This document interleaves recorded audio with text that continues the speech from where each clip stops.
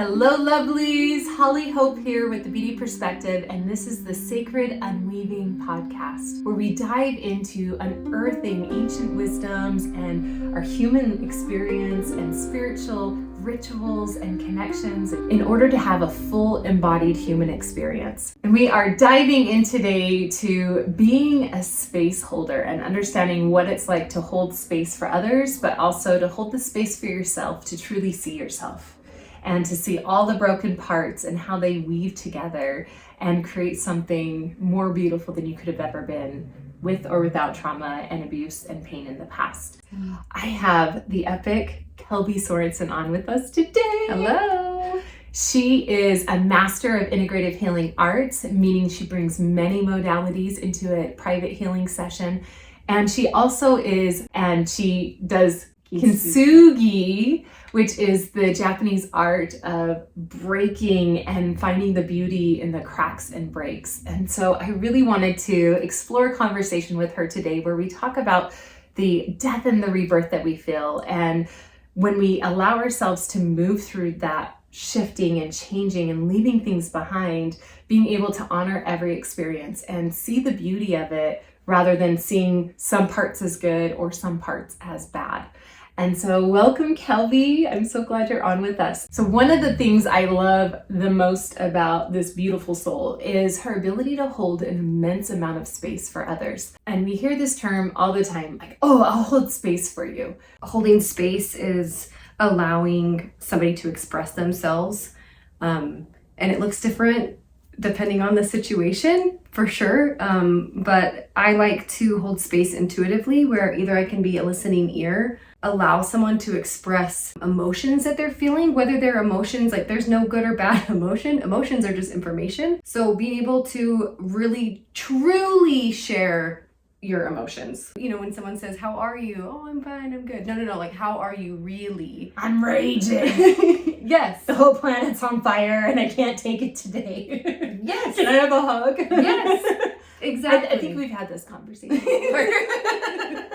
Yes, and like being able to allow somebody to authentically and honestly and openly and vulnerably share their experiences and their emotions with you. In order to hold space, you have to be safe. So I feel like that's one of my biggest gifts that I have been given and that I have cultivated and been able to refine. Even like sometimes people in the grocery store just stop me and they'll tell me about how shitty their day is. And I'm like, yep, you notice that I'm a safe person. But yes, like that is what I feel like is holding space for somebody, is allowing them to express their emotions, their desires, their dreams, their experiences, whether it is good or bad, but there is no good or bad, whether it's positive or negative. And I like the term holding space because it gives the visual of literally broadening out their environment so they can expand as much as they need to. Like, I will hold space, meaning I've got this bubble around you and you can be as big and as expressive or as vulnerable or wounded as you need to be in this moment, and I will see you and I will support you.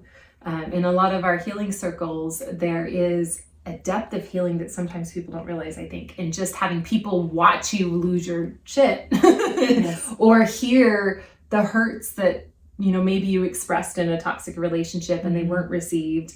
And then you were gaslit back, so you stopped expressing. And to be able to be witnessed by somebody else who, like you said, is safe enough to be able to witness you without any judgment. So we talked about what holding space kind of looks like. I want to do the flip side, because this is the unweaving. So let's look at the shadow side of it. What does it look like to not hold space for somebody and maybe say you are, or that could be damaging in that moment?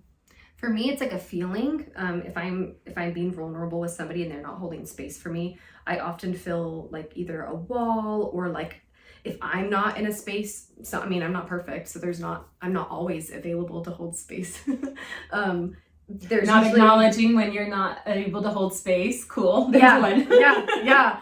And like a retraction, like sometimes it's just kind of like, ooh, or judgment. Kind of moving into that Expressions. let me fix you mode. Yeah, I think there's lots of, just like there's lots of ways to hold space, there's lots of ways to not hold space. Like, for example, for holding space, I mean, sometimes that's just me sitting and listening and and showing that I'm actively listening. Sometimes that active listening is asking questions like, okay, well, tell me more about that. Or, oh, wow, that's, giving commentary. And sometimes it's like, just holding, like literally holding someone, like, it's intuitive, right?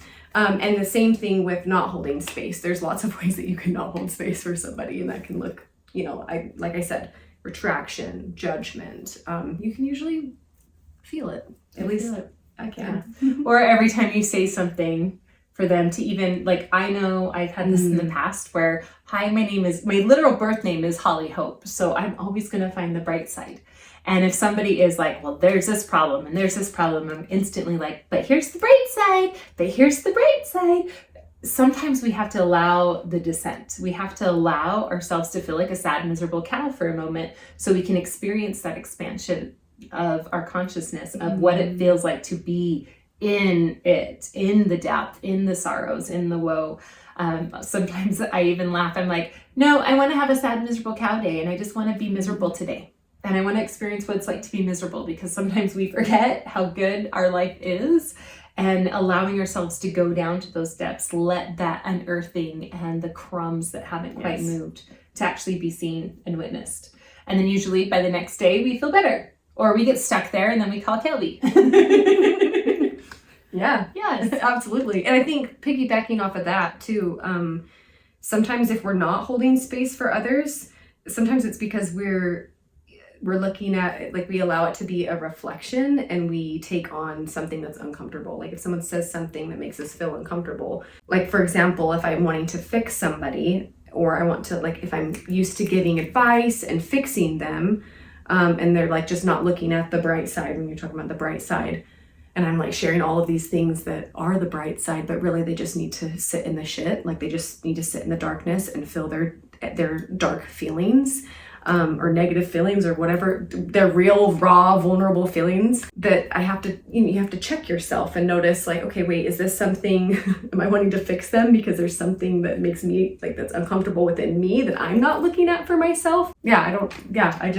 I think that goes along with holding space, is being able to, like, make sure that we're in a place that we can hold space for others. Well, and I think even another side of that I've seen, even in me, is oh, you have this pain. I know this pain too. Let me share my story of my pain. And then we, it's kind of a form of trauma bonding, but it's really to try and connect. Like, I want you to know that I understand how you're feeling, but I haven't let you finish feeling it, or dropped in the descent low enough that you can fully feel it. And if I'm already moving on to that positive train, or making it me too, me too, me too, sometimes that's great and it connects, and sometimes it disconnects. So kind of what I'm hearing is, like, always using your intuition when holding that space, because you'll know how to navigate it based on the situation. But if you're aware, like, oh, am I oversharing right now when it's your turn to share? Am I trying to fix it and resolve your challenges, or am I just listening? Is that what you need right now? And sometimes it's as simple as that, saying, hey, do you just need me to listen right now? Do you just need to vent, or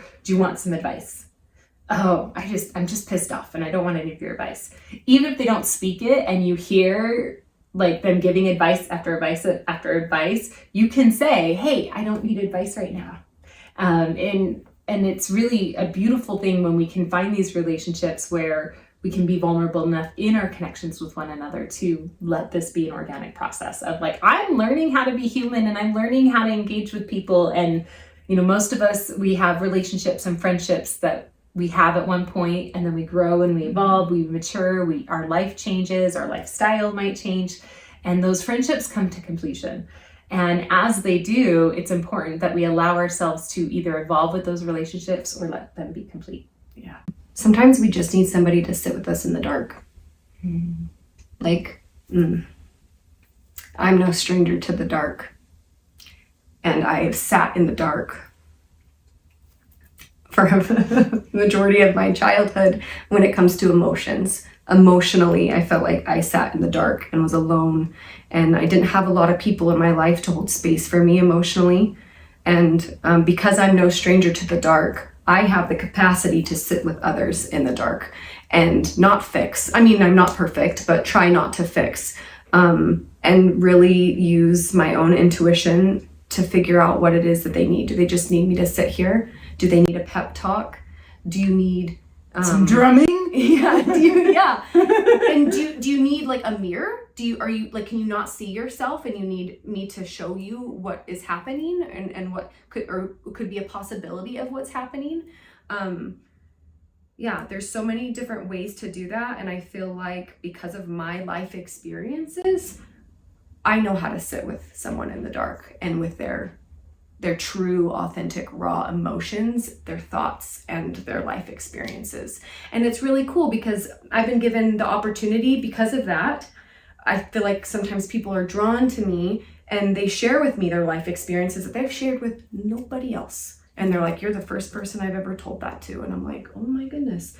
And I find that to be an honor, and I, not in like a prideful way, and just I'm so honored that I was safe enough for you to share that, not because it has anything to do with me, but that you were able to express that, because it's so important to be able to express our emotions, our thoughts, and it's our so important experiences to you, probably because that was the thing that was lacking in childhood, and it was like, this is missing, so now I'm actually a master of it. Yes. Yeah, my emotional intelligence, I think, has been bettered because of the lack of emotional space holding. And as we talk about trauma all the time in our world, and as we talk about trauma and we explore traumas, it's always interesting because it's so easy to go back and say, I wish this was different, I should have had this in my childhood, and I should have had that. But we sometimes negate the fact that it gave us some form of superpower. It gave us something that we could actually utilize later in life, and the ability to turn it into something beautiful, rather than just accepting that, oh, I'm broken and I'll just continue being toxic and painful and passing on the suffering, versus, oh, this isn't what I want, so what can I do with these raw pieces and weave them together? So, which is very similar to Kintsugi. Yeah. So tell us about your Kintsugi and that art. Yeah, I mean, that is really what Kintsugi is. So it's the Japanese art form of taking broken pottery and repairing it with golden glue. So the golden glue is to highlight the cracks, highlight the brokenness, highlight the flaws and the imperfections. And what's really beautiful is once the Kintsugi piece is finished, it's actually of more value after it's put back together than it was ever before. So I just think that that's really beautiful, because of my own experiences. I've been very drawn to Kintsugi, and I love it. And so actually, let me tell a little bit of my history. So I went to a retreat many years ago. It's called, anyway, it's a retreat for women who'd been sexually abused as children. And unfortunately, I qualified for that retreat. So I went to that retreat, and the first thing that we did was Kintsugi. So we had a bowl, and we broke that bowl, and then we put the pieces back together. And when I put the hammer to that ceramic bowl, I just wanted to keep going, and I just wanted to pound it into crumbs, because that's how I felt. I felt like I had just been like hammer. Yeah, my whole life, just everyone's hammering me. And that's just kind of a story that I told myself. That's how I genuinely and rawly felt. Anyway, it was really beautiful putting this pottery back together, and I still have that bowl, and I love it. And from there, as I'm going through my journey of motherhood, postpartum depression, and just my really healing from this trauma that I experienced as a little girl, it was Kintsugi that helped me to stay alive, to be honest. And I got a little Kintsugi tattoo. I don't know if you can see it. It doesn't have gold glue, it's just cracked, but I know what it means. And I had it facing me, not facing out. And it was really to remind myself in anxiety attacks that, like, I'm safe, I'm okay, and broken is beautiful. So I started my Kintsugi workshops, where I have people come in and break their bowls and put their bowls back together, or mugs, or whatever else it is. You can use, I use bowls, but it can be anything. So anyway, I started that in a non-traditional way, and I'm starting now a traditional way of kintsugi. So I actually have the supplies from Japan. Before it was like epoxy and gold dust, and it was fine. You got the point. But now I'm really trying to honor the tradition of kintsugi, the Japanese tradition. So I'm starting these workshops where we work on our piece together, but over time, because, well, what kintsugi is all about is highlighting those flaws, right? That we don't hide them. The wear and tear of life, the inevitables. It's all about highlighting our imperfections, our flaws, and things that have happened to us that aren't our fault, that have broken us. And that there is nothing wrong with brokenness. That's where the light comes, either shines through in or shines out. So, and especially with, I feel like, abuse of any form, and especially sexual abuse, I feel like that brokenness actually breaks us open and creates those superpowers, those highlighted gifts where, I know in a lot of therapy they say, oh, this is a trauma response. My ability to walk into a room and perceive everyone's emotional state in that moment is a self-preservation technique I learned in an abusive childhood. And now it's a wonderful gift because I can go through the room and be like, oh, that person needs some space held. I'm going to go hold some space. And without that gift, I wouldn't be me. And without those pains, I wouldn't be me. And so I love that you're highlighting the golden light that becomes the unique people we are. Because even without the traumas, we would have become somebody amazing, I'm sure, but we wouldn't be this version. And I've said this many times, like, yep, my life could have taken a completely different path at all these different points of pain. But this version of me, I absolutely love. Like, I couldn't imagine being any other version because this one is my favorite. And it took me decades to create this version through each of those pains and each of those golden layers through, out of stubbornness to not stay in the pain. yes. Pain is inevitable, but suffering is a choice. And I love the consciousness of going, okay, acknowledging this happened, acknowledging that there's pain, acknowledging that I'm not this perfect pottery piece and I'm not the being I was molded to be, but I'm something that only I can be, and allowing that to crush. I love that you're offering that for people. Thank you. Me too. It's something that's really helped me, and I know that it can help others because the process is like our own healing process. And we have an end result, and there's not necessarily, and I guess our versions of ourselves is our end result, and then we move to a new version of ourselves, but that it's not about the destination, it really is about the journey. I know that's so cliche and like trendy to say. There's a reason why it's trendy. yes, it really is about the being and the process and what we learn along the way, and not where we're getting to, because we don't need to worry about that. It's about being present with what is right now and what parts and emotions are present now. So we talked about like the breaking apart and the seeing ourselves in our brokenness. Do you ever find that it's hard for people to see themselves in that broken place? Yeah, 100%. And me too. I think that's something that really drew me to it, was that I was feeling like the darkness of the brokenness, or there was something bad or something that I needed to hide, right? Like, instead of illuminating those pieces of me or those cracks and those flaws. What was it that finally made you brave enough to look at that brokenness, to actually acknowledge it? I think life did force me to, but I got to a point where I got to a point of hopelessness, that the only place to go was up and to create. So it was really yoga for me. I moved to Southern Utah, and one of my biggest goals was like to find yoga. And so I found a studio, and I remember having this experience where I was seated and there was a mirror in front of me, and I looked at myself in the mirror. I made eye contact with myself, and I like had this experience of seeing myself as I really was.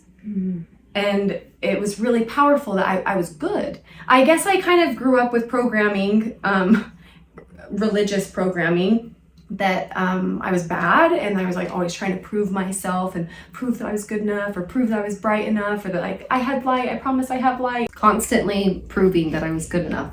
And when I looked at myself, I recognized I am good enough, and I've always been good enough, regardless of the mistakes that I've made and my imperfections, that I recognize, like, I don't have to prove anything anymore. I am inherently good, and I am light, and I am love. And when I had that experience with yoga, that's really where I was like, whoa, like, everyone needs to feel this. Everyone needs to experience this. So that's why I ultimately became an instructor and learned how to lead yoga. Okay, what yoga pose was it?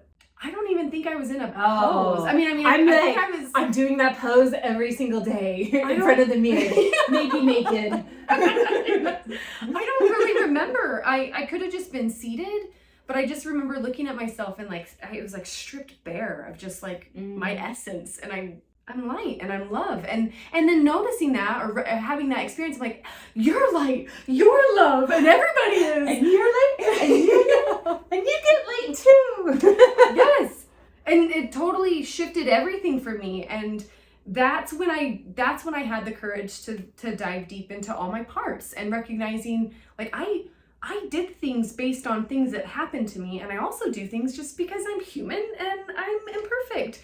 And I'm supposed to feel all of the emotions, every emotion, and I do feel very deeply and passionately. And so, at times I'm really high, and then there's times where I am feeling low of the lows, and that's a beautiful thing. And that's really honestly what gave me courage to look at my stuff. And then because I'm able to see other people as light and love, I can sit with their stuff I can sit with them and their stuff very easily, because I know, because I know that they're light and love, and they're feeling emotions that they're meant to feel here, because that's part of the human experience. So I think that's really what gave me the courage. And I went to therapy and did parts work and trauma work, and I was able to really bring those pieces of me to the surface, highlight them, illuminate them with gold. Yes. And this is fun. So I went to Hollie's training in Hawaii, and the beach that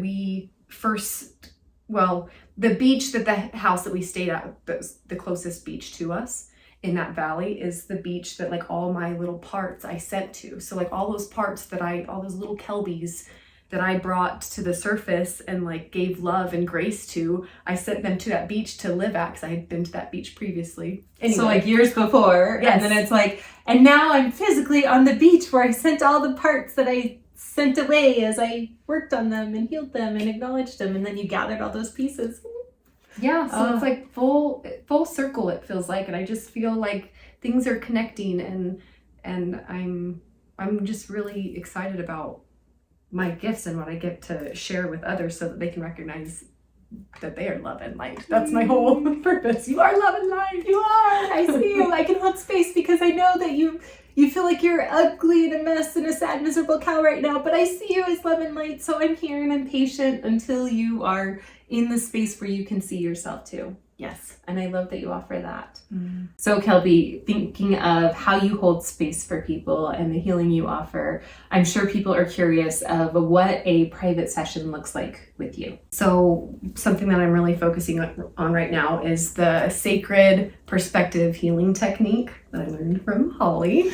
We will dive into and illuminate anything that's holding you back from progressing, anything that's any emotional patterns that might be affecting you that keeps you from recognizing and seeing your own light, and that you are love and light. So like those broken pieces that haven't been able to fit back, and we just keep hammering at them without putting them back together. Yeah, bringing all those pieces out. Pieces that maybe you can't see that I'll help you see. Pieces that you already know that are there. Usually, if you have something that you're struggling with, or that's a loop or a pattern that you can bring up, we can talk about it, bring light to it, see the shadow and the light side of it, and then we clear. So I help you clear emotions and energy that's stored in the body that either could be ancestral or something that you've picked up, or just life experience. Like we're talking about a piece of pottery, it's inevitable that there's wear and tear and breaks and cracks. And so we illuminate what is no longer serving and we clear it. And I love that you are like naturally, when you do hold space for people, like they can't help but see the golden part of it. They can't help but see the benefit of it, because you are one of those very much who will say, and here's the bright side, and here's the gift, and here's the gift. And it's no matter how dark you are or how far you spiral, like when they're ready to surface. I've seen it in myself, and you've walked me through experiences, and I've even seen it in other people. You're like, okay, we're in the dark and I'm here with you in the dark. You ready for the light? Okay, here, I got a flashlight. Let's go. Here's a path. And I'm not going to do it for you, but I will be with you and I will hold this space. Yeah. I feel like that's part of my purpose here, is to dive deep. And I can go deep, to dive deep and then, show you the way. I link arms with you as we walk forward together. I'm not showing you anything. I'm helping you recognize how to move forward and giving you a little bit of support along the way and space for you to progress and move forward. Did you always know that this was your purpose? Like, yes and no. On a simple level, yes.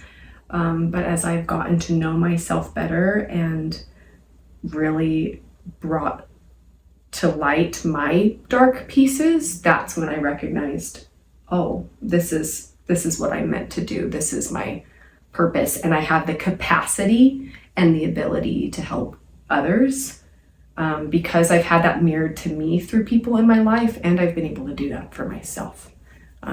That's really all that I'm here to do, is to help you and support you in walking forward and recognizing your own light, because I was able to do that for myself. Can you walk us through a mirror exercise that people can do at home to see themselves? Yeah, so something you can do, there's a few different things that you could do, but definitely like looking at yourself in the mirror, that can be really vulnerable. For most people that I find, they have a hard time looking at themselves in the mirror. We see the zits, we see the hair, we see ourselves as parts, different pieces, but we forget sometimes to see the whole person. Yeah. And we only look at the flaws, and we only look at them as bad, right? When all of us, for example, like wrinkles, you might look in the mirror and see wrinkles. Guess what? What gave you those wrinkles? Smiling, laughing, maybe a little bit of stress and trauma too, but also like smiling and laughing. That's what gave you those wrinkles. So like, embrace them, love them, because that means you've lived, you've smiled, you've laughed. So, okay, something that I really love to do is actually, let's do this now. So close your eyes, and I want you to think about somebody in your life that you love. This could be a partner, this could be a spouse, this could be a child, a grandparent, a parent, a friend. It could even be a pet. But just envision someone, think about somebody that you just love. Like, despite their flaws, their imperfections, you just love them fully. And see them in your mind's eye, like you're looking at them face to face. And allow yourself to just feel the emotions that you feel when you look at them and when you're in their presence. So those feelings of love, those feelings of safety. And you can bring up those emotions. You can feel those emotions. So feel them. Imagine that you're face to face with this person that you love unconditionally. And really feel those emotions, those feelings of love and safety. And then have them again in your mind, and then switch their face with your own, like you're looking in the mirror. So maybe we're not looking directly in the mirror, but we're imagining that we're looking in the mirror. So look at yourself face to face, whether you're standing with yourself or you're looking in the mirror, it doesn't matter. And feel those same emotions of love and safety, unconditional love. But despite your own imperfections, the mistakes that you have made, that you will continue to make because you're human, you can still have those same feelings of love and safety within yourself. And it might be a little bit more uncomfortable or harder to do so, but it is possible, especially with practice. And then you can open your eyes. Mine was my grandbaby, the love eyes. But that, like, we can so easily look at someone else and see love and safety, right? Or maybe not even, we don't have to go into safety if it's hard for you to feel safe with somebody, but you can love somebody and you can invoke those emotions and you can feel those emotions, and to get to a place within yourself to feel those same emotions with yourself is quite the journey, and it's a beautiful journey. So whether it's mirror work where you're actually looking at yourself, and I do some mirror work in my yoga classes, or just a simple meditation like that where you just practice looking at yourself and feeling those same emotions. I would love to walk through this sitting in front of the mirror and then closing my eyes and then envisioning the wubbas, the grandbaby, and then opening my eyes and seeing myself. I feel like for my brain, that might actually be more effective, because I'm like, oh wait, the emotion's here, but now the visual is different. And I wonder if it would imprint a little bit differently. That's beautiful. I think I'm going to go home and try that. And I'm going to try that in my next class. I love that. Yeah. And I love, as we're talking about mirroring, you also have this beautiful connection with horses. And I love the horse because it represents freedom, it represents sexual sovereignty and community when needed, but also the wisdom to be in solitude when also needed. And I would love for you to share just a little bit about that, because horses are known as mirrors, right? Yes. Yeah. So, I love horses, and I've just been a horse girl ever since I was a little girl, and even talking about them just gets me really emotional. She's like, oh, I love them. I love them so much. So do the horses cry when they're around you? Do you cry on them? They're probably like, oh, yeah, here she goes again. So horses can feel us. Like their heart coherence is, their heart field is so much larger than their bodies and larger than ours. They have the ability to help us regulate our nervous systems, and they can sync up heartbeats. Oh, they're beautiful. They act as mirrors, absolutely. I feel like that's their purpose, and that's their wisdom, that's their medicine. They give us an opportunity to really look at whatever is happening in our lives through different exercises, but even not exercises, really just even being with a horse. They will mirror to you what's happening in your own life, or like they will mirror the emotions that you are feeling. And they also transmute that energy. They're really great at moving energy. They yawn, they sometimes blow out, they can lick and chew, and they help process our emotions and our energy. It's really beautiful. So I have the privilege of working with horses once a week, which is amazing. And sounds like horses came here to teach us how to hold space. Yeah, and they so gracefully do. Absolutely. And I think that's probably why I feel so connected to them. Probably. Me too. Oh, yes. So yeah, horses are just incredible animals. Such valuable wisdom in holding space and being able to see ourselves. I just want to thank you for taking the time to share with us your heart and these deep experiences and all the deep feelings and emotions. Thanks for being on with us.